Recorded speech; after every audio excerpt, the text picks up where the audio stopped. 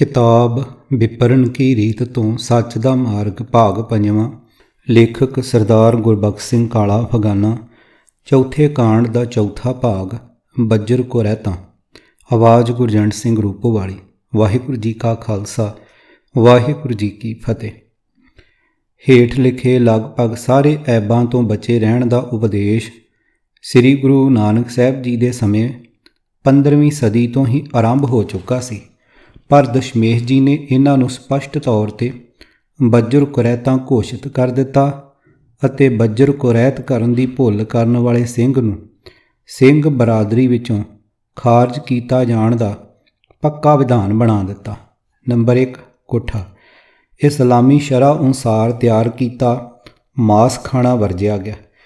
ਗੁਰਬਾਣੀ ਗਿਆਨ ਤੋਂ ਅਗਿਆਨਤਾ ਦੇ ਕਾਰਨ ਸਿੱਖ ਧਰਮ ਵਿੱਚ ਮਾਸ ਖਾਣ ਜਾਂ ਨਾ ਖਾਣ ਵਾਲਾ ਮਸਲਾ ਬੜਾ ਗੰਭੀਰ ਸ਼ਕਲ ਫੜ ਚੁੱਕਾ ਸੀ। ਇਸ ਕਾਰਨ ਇਸ ਵਿਸ਼ੇ ਬਾਰੇ ਬੜੀ ਵਿਸਥਾਰਪੂਰਵਕ ਵਿਚਾਰ ਮਾਸ ਕਰ ਮੂਰਖ ਝਗੜੇ ਨਾਮਕ ਅਡਰੀ ਪੁਸਤਕ ਵਿੱਚ ਲਿਖੀ ਜਾ ਚੁੱਕੀ ਹੈ। ਇਹ ਗੱਲ ਯਕੀਨ ਨਾਲ ਕਹੀ ਜਾ ਸਕਦੀ ਹੈ ਕਿ ਜੇ ਪੱਖਪਾਤੀ ਰੁਚੀ ਤੋਂ ਰਹਿਤ ਹੋ ਕੇ ਵਿਵੇਕ ਧਿਆਨ ਨਾਲ ਇਸ ਪੁਸਤਕ ਨੂੰ ਪੜ੍ਹਿਆ ਜਾਵੇ ਤਾਂ ਗੁਰਮਤਿ ਵਿਰੋਧੀ ਭਰਮ ਦੂਰ ਹੋ ਜਾਂਦੇ ਹਨ। ਨੰਬਰ 2 ਤਮਾਕੂ। ਗੁਰੂ ਨਾਨਕ ਸਾਹਿਬ ਜੀ ਦੇ ਸਮੇਂ ਤਮਾਕੂ ਵਰਗੀ ਘਟੀਆ ਬੂਟੀ ਭਾਰਤ ਵਿੱਚ ਪੈਦਾ ਹੀ ਨਹੀਂ ਸੀ ਹੁੰਦੀ।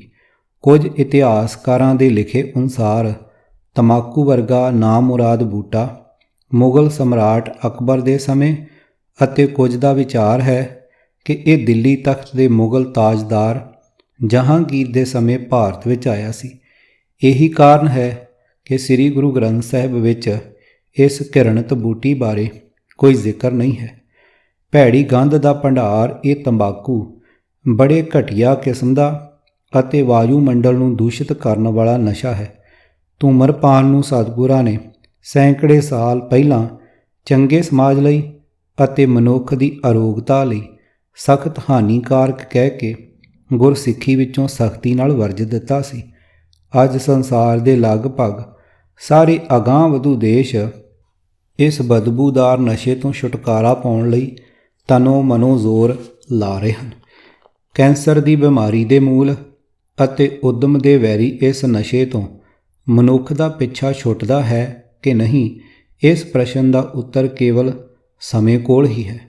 ਹਜ਼ਾਰਾਂ ਵਾਰੀ ਕੁਰਬਾਨ ਜਾਈਏ ਪੂਰਨ ਸਤਿਗੁਰੂ ਨਾਨਕ ਸਾਹਿਬ ਜੀ ਤੋਂ, ਜਿਨ੍ਹਾਂ ਨੇ ਇਸ ਘਿਰਣਿਤ ਨਸ਼ੇ ਨੂੰ ਸਿੱਖੀ ਵਿੱਚ ਵੜਨ ਹੀ ਨਹੀਂ ਸੀ ਦਿੱਤਾ। ਪਰ ਸ਼ਰਾਬ ਖਾਨਾ ਖਰਾਬ। ਮਾਨਸ ਭਰਿਆ ਆਣਿਆ ਮਾਨਸ ਭਰਿਆ ਆਏ, ਜਿਤ ਪੀਤੈ ਮਤ ਦੂਰ ਹੋਏ, ਬਰਲ ਪਵੈ ਵਿੱਚ ਆਏ, ਆਪਣਾ ਪਰਾਇਆ ਨਾ ਪਛਾਣਈ, ਖਸਮੋਂ ਧੱਕੇ ਖਾਏ, ਜਿਤ ਪੀਤੈ ਖਸਮ ਵਿਸਰੈ, ਦਰਗਾ ਮਿਲੇ ਸਜਾਏ, ਝੂਠਾ ਮਦ ਮੂਲ ਨਾ ਪੀਚਾਈ, ਜੇ ਕਾ ਪਾਰ ਵਸਾਏ, ਨਾਨਕ ਨਦਰੀ ਸੱਚ ਮਦ ਪਾਈਐ, ਸਤਿਗੁਰ ਮਿਲੇ ਜਿਸ ਆਏ, ਸਦਾ ਸਾਹਿਬ ਕੈ ਰੰਗ ਰਹਿ, ਮਹਿਲੀ ਪਾਵੈ ਥਾਂ। ਪੰਨਾ 554। ਅਰਥ ਜੋ ਮਨੁੱਖ ਵਿਕਾਰਾਂ ਨਾਲ ਲਿਬੜਿਆ ਹੋਇਆ ਇੱਥੇ ਜਗਤ ਵਿੱਚ ਲਿਆਂਦਾ ਗਿਆ, ਉਹ ਇੱਥੇ ਆ ਕੇ ਹੋਰ ਵਿਕਾਰਾਂ ਵਿੱਚ ਹੀ ਲਿਬੜਦਾ ਹੈ ਅਤੇ ਸ਼ਰਾਬ ਆਦਿਕ ਕੁਕਰਮਾਂ ਵਿੱਚ ਪੈਂਦਾ ਹੈ। ਪਰ ਜਿਸ ਦੇ ਪੀਤਿਆਂ ਅਕਲ ਦੂਰ ਹੋ ਜਾਂਦੀ ਹੈ ਅਤੇ ਬਕਣ ਦਾ ਜੋਸ਼ ਆ ਚੜ੍ਹਦਾ ਹੈ, ਆਪਣੇ ਪਰਾਏ ਦੀ ਪਛਾਣ ਨਹੀਂ ਰਹਿੰਦੀ, ਮਾਲਕ ਵੱਲੋਂ ਧੱਕੇ ਪੈਂਦੇ ਹਨ। ਜਿਸ ਦੇ ਪੀਤਿਆਂ ਖਸਮ ਵਿਸਰਦਾ ਹੈ ਅਤੇ ਦਰਗਾਹ ਵਿੱਚ ਸਜ਼ਾ ਮਿਲਦੀ। ਐਸੀ ਚੰਦਰੀ ਸ਼ਰਾਬ ਜਿੱਥੋਂ ਤੱਕ ਵਸ ਚੱਲੇ ਕਦੇ ਨਹੀਂ ਪੀਣੀ ਚਾਹੀਦੀ। ਗੁਰਦੇਵ ਜੀ ਦਾ ਫਰਮਾਨ ਹੈ, ਪ੍ਰਭੂ ਦੀ ਮਿਹਰ ਦੀ ਨਜ਼ਰ ਨਾਲ ਨਾਮ ਉਸ ਮਨੁੱਖ ਨੂੰ ਮਿਲਦਾ ਹੈ ਜਿਸ ਨੂੰ ਗੁਰੂ ਆ ਕੇ ਮਿਲ ਪਏ। ਉਹ ਮਨੁੱਖ ਸਦਾ ਮਾਲਕ ਦੇ ਨਾਮ ਦੇ ਰੰਗ ਵਿੱਚ ਰਹਿੰਦਾ ਹੈ ਅਤੇ ਦਰਗਾਹ ਵਿੱਚ ਉਸ ਨੂੰ ਇੱਜ਼ਤ ਮਿਲਦੀ ਹੈ। ਦੁਰਮਤ ਮਦ ਜੋ ਪੀਬ ਤੇ ਬਿਖਲੀ ਪਤ ਕਮਲੀ, ਰਾਮ ਰਸਾਇਣ ਜੋਰ ਤੇ ਨਾਨਕ ਸੱਚ ਅਮਲੀ। ਪੰਨਾ 399। ਖੋਟੀ ਮਤ ਮਾਨੋ ਸ਼ਰਾਬ ਹੈ। ਜੋ ਮਨੁੱਖ ਇਹ ਸ਼ਰਾਬ ਪੀਣ ਲੱਗ ਪੈਂਦੇ ਹਨ, ਜੋ ਗੁਰੂ ਦਾ ਆਸਰਾ ਛੱਡ ਕੇ ਖੋਟੀ ਮਤ ਦੇ ਪਿੱਛੇ ਤੁਰਨ ਲੱਗ ਪੈਂਦੇ ਹਨ, ਉਹ ਦੁਰਾਚਾਰੀ ਹੋ ਜਾਂਦੇ ਹਨ, ਉਹ ਵਿਕਾਰਾਂ ਵਿੱਚ ਝੱਲੇ ਹੋ ਜਾਂਦੇ ਹਨ। ਪਰ ਪਰਮਾਤਮਾ ਦੇ ਨਾਮ ਦੇ ਸ੍ਰੇਸ਼ਟ ਰਸ ਵਿੱਚ ਮਸਤ ਰਹਿੰਦੇ ਹਨ। ਉਹਨਾਂ ਨੂੰ ਸਦਾ ਸਥਿਰ ਰਹਿਣ ਵਾਲੇ ਪਰਮਾਤਮਾ ਦੇ ਨਾਮ ਦਾ ਅਮਲ ਲੱਗ ਜਾਂਦਾ ਹੈ। ਮਰਦਾਨਾ ਮਹੱਲਾ ਪਹਿਲਾ। ਕਾਇਆ ਲਾਹਣ ਆਪ ਮਦ ਮਜਲਸ ਤ੍ਰਿਸ਼ਨਾ ਧਾਤ, ਮਨਸਾ ਕਟੋਰੀ ਕੂੜ ਭਰੀ ਪਿਲਾਏ ਜਮ ਕਾਲ, ਇਤ ਮਦ ਪੀਤੈ ਨਾਨਕਾ ਬਹੁਤੇ ਖਟੀਆਂ ਬੇਕਾਰ, ਗਿਆਨ ਗੁੜ ਸਲਾਹ ਮੰਡੇ ਭਉ ਮਾਸ ਆਹਾਰ, ਨਾਨਕ ਇਹ ਭੋਜਨ ਸੱਚ ਹੈ ਸੱਚ ਨਾਮ ਆਧਾਰ। ਪੰਨਾ 553। ਅਰਥ ਸਰੀਰ ਮਾਨੋ ਸ਼ਰਾਬ ਕੱਢਣ ਵਾਲੀ ਸਮੱਗਰੀ ਸਮੇਤ ਮਟੀ ਹੈ। ਹੰਕਾਰ ਸ਼ਰਾਬ ਤੇ ਤ੍ਰਿਸ਼ਨਾ ਵਿੱਚ ਭਟਕਣਾ ਮਾਨੋ ਮਹਿਫਲ ਹੈ। ਕੂੜ ਨਾਲ ਭਰੀ ਹੋਈ ਵਾਸ਼ਨਾ ਮਾਨੋ ਕਟੋਰੀ ਹੈ ਤੇ ਜਮਕਾਲ ਮਾਨੋ ਪਿਲਾਉਂਦਾ ਹੈ। ਗੁਰੂ ਨਾਨਕ ਸਾਹਿਬ ਜੀ ਦਾ ਫਰਮਾਨ ਹੈ ਕਿ ਇਸ ਸ਼ਰਾਬ ਦੇ ਪੀਤਿਆਂ ਬਹੁਤੇ ਵਿਕਾਰ ਖੱਟੇ ਜਾਂਦੇ ਹਨ। ਭਵ ਹੰਕਾਰ ਤ੍ਰਿਸ਼ਨਾ ਕੂੜ ਆਦਿਕ ਦੇ ਕਾਰਨ ਵਿਕਾਰ ਪੈਦਾ ਹੋ ਰਹੇ ਹਨ। ਪ੍ਰਭੂ ਦਾ ਗਿਆਨ ਮਾਨੋ ਗੁੜ ਹੈ, ਸਿਫਤ ਸਲਾਹ ਰੋਟੀਆਂ, ਪ੍ਰਭੂ ਦਾ ਡਰ ਮਾਸ, ਇਹ ਖੁਰਾਕ ਹੋਵੇ। ਇਹ ਸੱਚਾ ਭੋਜਨ ਹੈ, ਕਿਉਂਕਿ ਸੱਚਾ ਨਾਮ ਹੀ ਜ਼ਿੰਦਗੀ ਦਾ ਆਸਰਾ ਹੋ ਸਕਦਾ ਹੈ। ਜਿਨ੍ਹਾਂ ਪਦਾਰਥਾਂ ਦੀ ਵਰਤੋਂ ਨਾਲ ਵਿਕਾਰ ਖੱਟਣ ਦੀ ਗੱਲ ਕੀਤੀ ਹੈ ਉਹਨਾਂ ਵਿੱਚ ਮਾਸ ਦਾ ਜ਼ਿਕਰ ਨਹੀਂ ਹੈ। ਸਭ ਰਸ ਮਿੱਠੇ ਮੰਨਿਐ ਸੁਣਿਐ ਸਲੋਣੇ, ਖਟ ਤੁਰਸੀ ਮੁਖ ਬੋਲਣਾ ਮਾਰਨ ਨਾਦ ਕੀਏ, ਛੱਤੀ ਅੰਮ੍ਰਿਤ ਭਾਉ ਏਕ ਜਾਕੋ ਨਦਰ ਕਰੇ, ਬਾਬਾ ਹੋਰ ਖਾਣਾ ਖੁਸ਼ੀ ਖੁਆਰ, ਜਿਤ ਖਾਧੈ ਤਨ ਪੀੜੀਐ ਮਨ ਮੈਂ ਚੱਲੈ ਵਿਕਾਰ ਰਹਾ। ਪੰਨਾ 16। ਅਰਥ ਜੇ ਮਨ ਪ੍ਰਭੂ ਦੀ ਯਾਦ ਵਿੱਚ ਪਰਚ ਜਾਏ ਤਾਂ ਇਸ ਨੂੰ ਦੁਨੀਆ ਦੇ ਸਾਰੇ ਮਿੱਠੇ ਸਵਾਦ ਵਾਲੇ ਪਦਾਰਥ ਸਮਝੋ। ਜੇ ਸੁਰਤ ਹਰੀ ਦੇ ਨਾਮ ਵਿੱਚ ਜੁੜਨ ਲੱਗ ਪਵੇ ਤਾਂ ਇਸ ਨੂੰ ਲੂਣ ਵਾਲੇ ਪਦਾਰਥ ਜਾਣੋ। ਮੂੰਹ ਨਾਲ ਪ੍ਰਭੂ ਦਾ ਨਾਮ ਉਚਾਰਨਾ ਖੱਟੇ ਸਵਾਦ ਵਾਲੇ ਪਦਾਰਥ ਸਮਝੋ। ਪਰਮਾਤਮਾ ਦੀ ਸਿਫਤ ਸਲਾਹ ਦਾ ਕੀਰਤਨ ਮਸਾਲੇ ਜਾਣੋ। ਪਰਮਾਤਮਾ ਨਾਲ ਇੱਕ ਰਸ ਪ੍ਰੇਮ 36 ਕਿਸਮਾਂ ਦੇ ਸਵਾਦਲੇ ਭੋਜਨ ਹਨ, ਪਰ ਇਹ ਉੱਚੀ ਦਾਤ ਉਸੇ ਨੂੰ ਮਿਲਦੀ ਹੈ ਜਿਸ ਉੱਤੇ ਪ੍ਰਭੂ ਦੀ ਮਿਹਰ ਨਜ਼ਰ ਕਰਦਾ। ਹੇ ਭਾਈ, ਜਿਨ੍ਹਾਂ ਪਦਾਰਥਾਂ ਦੇ ਖਾਣ ਨਾਲ ਸਰੀਰ ਰੋਗੀ ਹੋ ਜਾਂਦਾ ਹੈ ਅਤੇ ਮਨ ਵਿੱਚ ਵੀ ਕਈ ਮੰਦੇ ਵਿਚਾਰ ਤੁਰ ਪੈਂਦੇ ਹਨ, ਉਹਨਾਂ ਪਦਾਰਥਾਂ ਨੂੰ ਖਾਣ ਦੀ ਖੁਸ਼ੀ ਅਸਲ ਵਿੱਚ ਖੁਆਰ ਕਰਨ ਵਾਲੀ ਹੁੰਦੀ ਹੈ। ਰਹਾਓ। ਆਤਮਾ ਨੂੰ ਨਰੋਈ ਰੱਖਣ ਵਾਲਾ ਭੋਜਨ ਦੱਸ ਕੇ ਫਿਰ ਰਹਾਓ ਦੀ ਤੁਕ ਵਿੱਚ ਦੇਹੀ ਦੀ ਸੰਭਾਲ ਵਾਸਤੇ ਅਤੇ ਆਤਮਾ ਦੀ ਸਵੱਛਤਾ ਲਈ ਉੱਚ ਕੋਟੀ ਦਾ ਗਿਆਨ ਬਖਸ਼ਿਸ਼ ਕੀਤਾ ਹੈ। ਗੁਰੂ ਨਾਨਕ ਨਿਰੰਕਾਰੀ ਜੀ ਨੇ ਸਰਬ ਸਾਂਝਾ ਅਤੇ ਸਰਬ ਪ੍ਰਵਾਨਿਤ ਸਾਰੇ ਸੰਸਾਰ ਦੇ ਦੇਸ਼ਾਂ ਦੇ ਪੌਣ ਪਾਣੀ ਦੇ ਅਨੁਕੂਲ ਸਰਬੱਤ ਦੇ ਭਲੇ ਵਾਲਾ ਖਾਣ ਪੀਣ ਦਾ ਵਡਮੁੱਲਾ ਸਿਧਾਂਤ ਸਮਝਾਉਣ ਦੀ ਕਿਰਪਾ ਕੀਤੀ ਹੈ। ਨੋਟ: ਮਾਸ ਨਾ ਖਾਣ ਦਾ ਝਗੜਾ ਖੜਾ ਕਰਨ ਵਾਲੇ ਵਿਦਵਾਨਾਂ ਨੇ ਸਤਿਗੁਰਾਂ ਦੇ ਇਸ ਵਡਮੁੱਲੇ ਅਤੇ ਸਰਬ ਸਾਂਝੇ ਉਪਦੇਸ਼ ਦੇ ਅਰਥ ਵੀ ਮਨਮਤ ਵਾਲੇ ਕਰਕੇ ਗੁਰੂ ਬਾਣੀ ਦੀ ਅਵੱਗਿਆ ਕੀਤੀ ਹੈ। ਪੜ੍ਹੋ ਪੁਸਤਕ ਮਾਸ ਮਾਸ ਕਰ ਮੂਰਖ ਝਗੜੇ। ਛੋੜ ਛੋੜ ਰੇ ਵਿਖਿਆ ਕੇ ਰਸੂਆ, ਉਰ ਜਰਿਓ ਰੇ ਬਾਵਰ ਗਾਵਰ, ਜਿਉ ਕਿਰਖੈ ਹਰਿ ਆਇਓ ਪਸ਼ੂ ਰਹਾਓ। ਜੋ ਜਾਣੇ ਤੂੰ ਆਪਣੇ ਕਾਜੈ, ਸੋ ਸੰਗ ਨਾ ਚਾਲੇ ਤੇਰੇ ਤਸੂਆ, ਨਾਂਗੋ ਆਇਓ ਨਾਂਗ ਸਿਧਾਸੀ, ਫੇਰ ਫਿਰਿਓ ਅਰ ਕਾਲ ਗ੍ਰਸੂਆ। ਪੇਖ ਪੇਖ ਰੇ ਕੁਸੰਭ ਕੀ ਲੀਲਾ, ਰਾਚ ਮਾਚ ਤਿਨਹੂ ਲੋ ਹਸੂਆ। ਛਿਜ ਤਡੋਰ ਦਿਨਸ ਅਰ ਰੈਣੀ, ਜੀ ਕੋ ਕਾਜ ਨਾ ਕੀਨੋ ਕਛੂਆ।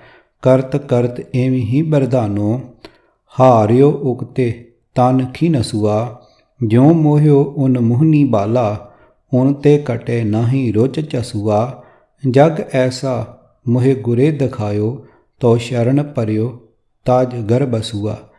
ਮਾਰਗ ਪ੍ਰਭ ਕੋ ਸੰਤ ਬਿਤਾਇਓ, ਦ੍ਰਿੜੀ ਨਾਨਕ ਦਾਸ ਭਗਤ ਹਰ ਜਸੂਆ। ਪੰਨਾ 206। ਪਰ ਇਸਤਰੀ ਪਰ ਪੁਰਖ ਗਮਨ, ਅੱਖੀਂ ਸੂਤਕ ਵੇਖਣਾ, ਪਰ ਤ੍ਰੇ ਪਰ ਧਨ ਰੂਪ। ਪੰਨਾ 473। ਭਾਵੇਂ ਇਸ ਪੁਸਤਕ ਦੇ ਪਹਿਲੇ ਭਾਗ ਦੇ ਚੌਥੇ ਕਾਂਡ ਵਿਚਲੇ 16ਵੇਂ ਲੇਖ ਸੁੱਚ ਆਚਾਰ ਅਤੇ ਗੁਰਮਤਿ ਵਿੱਚ ਅਤੇ ਫਿਰ ਮਾਸ ਮਾਸ ਕਰ ਮੂਰਖ ਝਗੜੇ ਪੁਸਤਕ ਵਿੱਚ ਇਸ ਵਿਸ਼ੇ ਬਾਰੇ ਵੀ ਬੜੀ ਖੁੱਲ੍ਹੀ ਗੁਰਮਤਿ ਵਿਚਾਰ ਪਾਠਕਾਂ ਤੱਕ ਪੁੱਜ ਚੁੱਕੀ ਹੈ, ਕਿਉਂਕਿ ਸਤਿਗੁਰਾਂ ਨੇ ਆਪਣੇ ਪਹਿਲੇ ਸਰੂਪ ਸਮੇਂ ਤੋਂ ਹੀ ਮਨੁੱਖਤਾ ਦੇ ਸ਼ੁਭ ਗੁਣਾਂ ਦੇ ਵੈਰੀ ਇਸ ਵਿਕਾਰ ਤੋਂ ਬਚੇ ਰਹਿਣ ਲਈ ਸਖਤ ਤਾਕੀਦਾਂ ਕਰਨੀਆਂ ਆਰੰਭ ਕਰ ਦਿੱਤੀਆਂ ਸਨ। ਇਸ ਲਈ ਅੰਮ੍ਰਿਤ ਪ੍ਰਚਾਰ ਸਮੇਂ ਦੱਸੀ ਜਾਣ ਵਾਲੀ ਇਸ ਬੱਜਰ ਕੁਰੈਤ ਬਾਰੇ ਗੁਰਮਤਿ ਉਪਦੇਸ਼ ਨੂੰ ਮੁੜ ਦੁਹਰਾ ਕੇ ਦ੍ਰਿੜ ਕਰ ਲੈਣਾ ਚਾਹੀਦਾ ਹੈ। ਪੁਸਤਕ ਤੱਤ ਗੁਰਮਤਿ ਨਿਰਣੇ ਦੇ 178 ਸਫ਼ੇ 'ਤੇ ਭਾਈ ਰਣਧੀਰ ਸਿੰਘ ਜੀ ਦੇ ਇਹ ਬਚਨ, ਜਿਸ ਪ੍ਰਕਾਰ ਚਾਰ ਕੁਰੈਤਾਂ ਵਿੱਚੋਂ ਅੱਗੇ ਉਸ ਮੁਸਲੀ ਧਰ ਭਾਵ ਮੁਸਲਮਾਨ ਇਸਤਰੀ ਗਾਮੀ ਵਾਲੀ ਕੁਰੈਤ ਦੀ ਤਰਮੀਮ ਹੋਈ ਹੈ ਅਤੇ ਮੁਸਲੀ ਧਰ ਪਦ ਦੇ ਥਾਂ ਹੁਣ ਪਾਰਤਰੇ ਗਾਮੀ ਦੇ ਪਦ ਅੰਮ੍ਰਿਤ ਛਕਾਉਣ ਸਮੇਂ ਆਮ ਤੌਰ 'ਤੇ ਅੰਮ੍ਰਿਤ ਪ੍ਰਚਾਰਕ ਜਥਿਆਂ ਵੱਲੋਂ ਵਰਤੇ ਜਾਂਦੇ ਹਨ, ਇਸ ਪ੍ਰਕਾਰ ਕੁੱਠਾ ਪਦ ਦੀ ਤਰਮੀਮ ਹੋਣੀ ਵੀ ਉਚਿਤ ਹੈ। ਭਾਈ ਰਣਧੀਰ ਸਿੰਘ ਜੀ ਵਿਦਵਾਨ ਬੜੇ ਜਪੀ ਤਪੀ ਗੁਰਸਿੱਖ ਸਨ। ਆਪ ਜੀ ਇਤਿਹਾਸ ਦੇ ਬੜੇ ਖੋਜੀ ਅਤੇ ਗੁਰਮਤਿ ਨਾਲ ਸੰਬੰਧਿਤ ਵਿਸ਼ਿਆਂ ਦੇ ਉੱਘੇ ਲਿਖਾਰੀ ਸਨ। ਅਖੰਡ ਕੀਰਤਨੀ ਜਥੇ ਵਾਲੇ ਉਹਨਾਂ ਨੂੰ ਆਪਣਾ ਪ੍ਰਮੁੱਖ ਜਥੇਦਾਰ ਮੰਨ ਕੇ ਸਤਿਕਾਰਦੇ ਹਨ ਅਤੇ ਪੰਥਕ ਰਹਿਤ ਮਰਜ਼ਾਦਾ ਦੀ ਥਾਂ ਉਹਨਾਂ ਦੀ ਲਿਖਤ ਨੂੰ ਸ਼ੁੱਧ ਗੁਰਮਤਿ ਰਹਿਤ ਮੰਨਦੇ ਹਨ।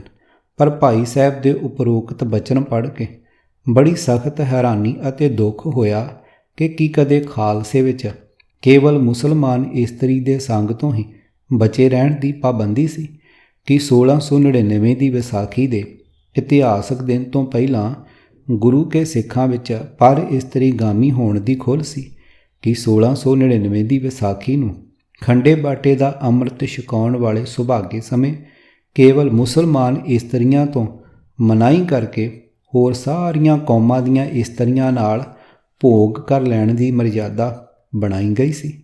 ਇਹ ਕਿਵੇਂ ਮੰਨ ਲਿਆ ਜਾਵੇ ਕਿ ਸਤਿਗੁਰਾਂ ਦੇ ਹੁੰਦਿਆਂ ਗੁਰਸਿੱਖ ਗੁਰਬਾਣੀ ਦੇ ਨਿਮਨ ਲਿਖੇ ਫਰਮਾਨਾਂ ਤੋਂ ਅਣਜਾਣ ਸਨ? ਇਹ ਕਿਵੇਂ ਯਕੀਨ ਕਰ ਲਿਆ ਗਿਆ ਕਿ ਹੇਠ ਲਿਖੇ ਗੁਰੂ ਫਰਮਾਨਾਂ ਦੇ ਰਚੈਤਾ ਸਤਿਗੁਰਾਂ ਦੇ ਹੁੰਦਿਆਂ ਕੋਈ ਗੁਰਸਿੱਖ ਪਰ ਇਸਤਰੀ ਗਾਮੀ ਹੋਣ ਦੀ ਕਦੇ ਵਿਚਾਰ ਵੀ ਕਰ ਸਕਿਆ ਹੋਵੇਗਾ? ਪਰ ਧਨ ਪਰ ਦਾਰਾ ਪਰ ਹਰੀ ਤਾਕੈ ਨਿਕਟ ਬਸੈ ਨਰ ਹਰੀ। ਪੰਨਾ 1163। ਭਗਤ ਨਾਮਦੇਵ ਜੀ ਦੇ ਇਸ ਗੁਰੂ ਫਰਮਾਨ ਤੋਂ ਇਹ ਸਪਸ਼ਟ ਹੋ ਜਾਂਦਾ ਹੈ ਕਿ ਪਰਾਈ ਇਸਤਰੀ ਦਾ ਸੰਗ ਸਤਿਗੁਰਾਂ ਤੋਂ ਕਰੋੜਾਂ ਸਾਲ ਪਹਿਲਾਂ ਹੀ ਦੁਸ਼ਕਰਮ ਮੰਨਿਆ ਜਾਂਦਾ ਸੀ। ਘਰ ਕੀ ਨਾਰ ਤਿਆਗੈ ਅੰਧਾ ਪਰ ਨਾਰੀ ਸਿਉ ਘਾਲੈ ਧੰਦਾ। ਪੰਨਾ 1165। ਪਰ ਧਨ ਪਰ ਨਾਰੀ ਰਤ ਨਿੰਦਾ ਬਿਖ ਖਾਈ ਦੁਖ ਪਾਇਆ। ਪੰਨਾ 1255। ਬੰਤਾ ਛੋੜ ਬਦ ਨਦਰ ਪਰ ਨਾਰੀ ਵੇਸ ਨਾ ਪਾਈਐ ਮਹਾਂ ਦੁਖਿਆਰੀ। ਪੰਨਾ 1348। ਕਾਮਵੰਤ ਕਾਮੀ ਬਹੁ ਨਾਰੀ ਪਰ ਗ੍ਰਹਿ ਜੋਹੂ ਨਾ ਚੂਕੈ ਦਿਨ ਪ੍ਰਤ ਕਰੈ ਕਰੇ ਪਛੁਤਾਪੈ ਸੋਗ ਲੋਭ ਮੈਂ ਸੂਕੈ। ਪੰਨਾ 672। ਦੇ ਕੇਵਾੜ ਅਣਕ ਪੜਦੇ ਮੈਂ ਪਰ ਦਾਰਾ ਸੰਗ ਫਾਕੈ ਚਿੱਤਰ ਗੁਪਤ ਜਬ ਲੇਖਾ ਮੰਗੈ ਤਬ ਕੌਣ ਪੜਦਾ ਤੇਰਾ ਢਾਕੈ। ਪੰਨਾ 616। ਮਨ ਰੇ ਕੌਣ ਕੁਮਤ ਤੈ ਲੀਨੀ ਪਰ ਦਾਰਾ ਨਿੰਦਿਆ ਰਸ ਰਚਿਓ ਆਰਾਮ ਭਗਤ ਨਹਿ ਕੀਨੀ ਰਹਾਓ। ਪੰਨਾ 631। ਪਾਰ ਤ੍ਰੇ ਰੂਪ ਨ ਪੇਖੈ ਨੇਤਰ ਸਾਧ ਕੀ ਟਹਿਲ ਸੰਤ ਸੰਗ ਹੇਤ। ਪੰਨਾ 274। ਪਾਰ ਤ੍ਰੇ ਰਾਵਣ ਜਾਹੇ ਸੇਈ ਤਾਂ ਲਾਝੀਐ ਨਿਤ ਪ੍ਰਤ ਹਿਰੇ ਪਰ ਦਰਬ ਸ਼ਿਦਰ ਕਤ ਢਾਕੀਐ ਹਰ ਗੁਣ ਰਮਤ ਪਵਿੱਤਰ ਸਗਲ ਕੁਲ ਤਾਰਈ ਹਰਹਾਂ ਸੁਨਤੇ ਭਏ ਪੁਨੀਤ ਪਾਰ ਬ੍ਰਹਮ ਵਿਚਾਰੇ। ਪੰਨਾ 1362। ਅਰਥ, ਹੇ ਭਾਈ, ਜਿਹੜੇ ਮਨੁੱਖ ਪਰਾਈ ਇਸਤਰੀ ਭੋਗਣ ਜਾਂਦੇ ਹਨ ਉਹ ਪ੍ਰਭੂ ਦੀ ਹਜ਼ੂਰੀ ਵਿੱਚ ਜ਼ਰੂਰ ਸ਼ਰਮਸ਼ਾਰ ਹੁੰਦੇ ਹਨ। ਜਿਹੜੇ ਮਨੁੱਖ ਸਦਾ ਪਰਾਇਆ ਧਨ ਚੁਰਾਉਂਦੇ ਹਨ ਉਹਨਾਂ ਦੇ ਇਹ ਕੁਕਰਮ ਕਿੱਥੇ ਲੁਕੇ ਰਹਿ ਸਕਦੇ ਹਨ? ਪਰਮਾਤਮਾ ਸਭ ਕੁਝ ਵੇਖ ਰਿਹਾ ਹੈ। ਹੇ ਭਾਈ, ਪਰਮਾਤਮਾ ਦੇ ਗੁਣ ਯਾਦ ਕਰਦਿਆਂ ਮਨੁੱਖ ਆਪ ਸੁੱਚੇ ਜੀਵਨ ਵਾਲਾ ਬਣ ਜਾਂਦਾ ਹੈ ਅਤੇ ਆਪਣੀਆਂ ਕੁੱਲਾਂ ਨੂੰ ਵੀ ਸੰਸਾਰ ਸਮੁੰਦਰ ਤੋਂ ਪਾਰ ਲੰਘਾ ਲੈਂਦਾ ਹੈ। ਜਿਹੜੇ ਮਨੁੱਖ ਪਰਮਾਤਮਾ ਦੀ ਸਿਫਤ ਸਲਾਹ ਸੁਣਦੇ ਹਨ ਉਹ ਸਾਰੇ ਪਵਿੱਤਰ ਜੀਵਨ ਵਾਲੇ ਹੋ ਜਾਂਦੇ ਹਨ। ਪਰ ਧਨ ਪਰ ਤਨ ਪਰਤੀ ਨਿੰਦਾ ਆਖਾਦ ਖਾਏ ਹਰਕਾਇਆ ਸਾਚ ਧਰਮ ਸਿਉ ਰੋਚ ਨਹੀਂ ਆਵੈ ਸਤ ਸੁਣਤ ਸੁਹਾਇਆ। ਪੰਨਾ 402। ਅਰਥ, ਹੇ ਮੂਰਖ, ਤੂੰ ਪਰਾਇਆ ਧਨ ਚਰਾਉਂਦਾ ਹੈ, ਪਰਾਇਆ ਰੂਪ ਮੰਦੀ ਨਿਗਾਹ ਨਾਲ ਤੱਕਦਾ, ਪਰਾਈ ਨਿੰਦਾ ਕਰਦਾ ਹੈ। ਤੂੰ ਲੋਭ ਨਾਲ ਹਲਕਾ ਹੋਇਆ ਪਿਆ ਹੈ ਤੇ ਉਹ ਚੀਜ਼ਾਂ ਖਾਂਦਾ ਹੈ ਜੋ ਨਹੀਂ ਖਾਣੀਆਂ ਚਾਹੀਦੀਆਂ। ਪਰਾਇਆ ਧਨ ਹਰਾਮ ਦਾ ਮਾਲ, ਪਰਾਇਆ ਹੱਕ, ਰਿਸ਼ਵਤਖੋਰੀ, ਤਸਕਰੀ, ਕਿਸੇ ਦੀ ਅਮਾਨਤ ਸਭ ਅਜਿਹਾ ਧਨ ਹੈ ਜੋ ਸਦਾ ਹੀ ਨਾ ਖਾਣ ਯੋਗ ਹੈ। ਇਹ ਮੂਰਖ, ਸਦਾ ਨਾਲ ਨਿਭਣ ਵਾਲੇ ਧਰਮ ਨਾਲ ਤੇਰਾ ਪਿਆਰ ਨਹੀਂ ਪੈਂਦਾ। ਸੱਚ ਉਪਦੇਸ਼ ਸੁਣਨ ਤੋਂ ਤੈਨੂੰ ਖਿਝ ਲੱਗਦੀ ਹੈ। ਭਾਈ ਰਣਧੀਰ ਸਿੰਘ ਜੀ ਵਰਗੇ ਮੰਨੇ ਪਰਮੰਨੇ ਗੁਰਸਿੱਖ ਨੂੰ ਇਹ ਕਿਵੇਂ ਭੁੱਲ ਗਿਆ ਕਿ ਗੁਰਮਤ ਦਾ ਸਿਧਾਂਤ ਤਾਂ ਪਰਾਈ ਇਸਤਰੀ ਵੱਲ ਖੋਟੀ ਨਜ਼ਰ ਕਰਨੋਂ ਵੀ ਵਰਜਦਾ ਹੈ। ਪਰ ਇਸਤਰੀਗਾਮੀ ਮਨੁੱਖ ਵਾਸਤੇ ਤਾਂ ਗੁਰੂ ਨਾਨਕ ਨਿਰੰਕਾਰੀ ਜੀ ਦੇ ਘਰ ਵਿੱਚ ਆਰੰਭ ਤੋਂ ਹੀ ਕੋਈ ਥਾਂ ਨਹੀਂ ਸੀ। ਜਿਸ ਕੁਕਰਮ ਨੂੰ ਗੁਰੂ ਨਾਨਕ ਸਾਹਿਬ ਜੀ ਨੇ 15ਵੀਂ ਸਦੀ ਵਿੱਚ ਸਿੱਖੀ ਦੀ ਬੱਜਰ ਕੁਰੈਤ ਘੋਸ਼ਿਤ ਕਰ ਦਿੱਤਾ ਸੀ, ਫਿਰ ਇਹ ਕਿਵੇਂ ਸੰਭਵ ਹੋ ਸਕਦਾ ਸੀ ਕਿ ਉਸੇ ਸ੍ਰੀ ਗੁਰੂ ਨਾਨਕ ਸਾਹਿਬ ਜੀ ਦੇ 10ਵੇਂ ਸਰੂਪ ਨੇ 17ਵੀਂ ਸਦੀ ਵਿੱਚ ਆਪਣੇ ਖਾਲਸੇ ਨੂੰ ਮੁਸਲੀ ਤੋਂ ਸਿਵਾ ਬਾਕੀ ਸਾਰਿਆਂ ਧਰਮਾਂ ਦੀਆਂ ਪਰਾਈਆਂ ਇਸਤਰੀਆਂ ਨਾਲ ਭੋਗ ਕਰ ਲੈਣ ਦੀ ਖੁੱਲ੍ਹ ਦੇ ਦਿੱਤੀ ਹੋਵੇ। ਫਿਰ ਇਹ ਮੁਸਲੀ ਧਰ ਕੁਰੈਤ ਭਾਵ ਮੁਸਲਮਾਨੀ ਤੋਂ ਛੁੱਟ ਬਾਕੀ ਸਾਰੀਆਂ ਇਸਤਰੀਆਂ ਦੇ ਭੋਗੀ ਬਣ ਸਕਣ ਦੀ ਖੁੱਲ੍ਹ ਵਾਲਾ ਸ਼ੋਸ਼ਾ ਭਾਈ ਸਾਹਿਬ ਨੇ ਆਪਣੇ ਕੋਲੋਂ ਹੀ ਘੜ ਕੇ ਤਾਂ ਕਦੇ ਨਹੀਂ ਸੀ ਉਡਾ ਦੇਣਾ। ਉਹਨਾਂ ਨੇ ਅਜਿਹੇ ਕਿਹੜੇ ਉਚੇਚੀ ਮਹੱਤਤਾ ਵਾਲੇ ਧਰਮ ਗ੍ਰੰਥ ਵਿੱਚੋਂ ਪੜ੍ਹ ਲਿਆ ਜੋ ਬਿਨਾਂ ਕਿੰਤੂ ਪਰੰਤੂ ਦੇ ਮੁਸਲਿਤਾ ਰਹਿਤ ਪੰਥ ਵਿੱਚ ਪ੍ਰਚਲਿਤ ਰਹੀ, ਸੱਚ ਮੰਨ ਕੇ ਬੜੇ ਜ਼ੋਰਦਾਰ ਸ਼ਬਦਾਂ ਵਿੱਚ ਤਤ ਗੁਰਮਤ ਨਿਰਣੇ ਦਾ ਹਿੱਸਾ ਬਣਾ ਦਿੱਤੀ। ਤਸੱਲੀ ਕਰਨ ਲਈ ਹੋਰ ਵਿਦਵਾਨਾਂ ਦੀਆਂ ਪੁਸਤਕਾਂ ਵੀ ਪੜ੍ਹੀਆਂ, ਮੁਸਲੀਧਰ ਕੁਰੈਤ ਦੀ ਪੁਸ਼ਟੀ ਕਿਤੋਂ ਨਾ ਹੋ ਸਕੀ। ਕਿਤਾਬ ਵਿਪਰਨ ਕੀ ਰੀਤ ਤੋਂ ਸੱਚ ਦਾ ਮਾਰਗ ਭਾਗ 5ਵਾਂ, ਲੇਖਕ ਸਰਦਾਰ ਗੁਰਬਖਸ਼ ਸਿੰਘ ਕਾਲਾ ਅਫਗਾਨਾ, ਚੌਥੇ ਕਾਂਡ ਦਾ ਚੌਥਾ ਭਾਗ, ਆਵਾਜ਼ ਗੁਰਜੰਟ ਸਿੰਘ ਰੂਪਵਾਲੀ। ਵਾਹਿਗੁਰੂ ਜੀ ਕਾ ਖਾਲਸਾ, ਵਾਹਿਗੁਰੂ ਜੀ ਕੀ ਫਤਿਹ।